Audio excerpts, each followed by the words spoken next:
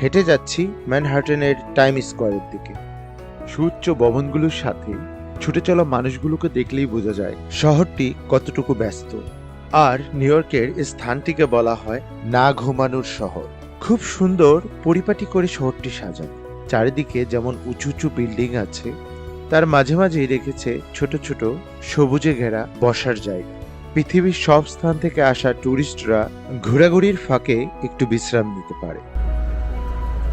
খুব সুন্দর ছবির মতো আঁকা সুন্দরী শহরটি এতটাই ব্যস্ত যে এখানে কেউ কারোর সাথে কথা বলার সময়টুকু পর্যন্ত নেই। সবাই তার নিজ নিজ কাজে ব্যস্ত।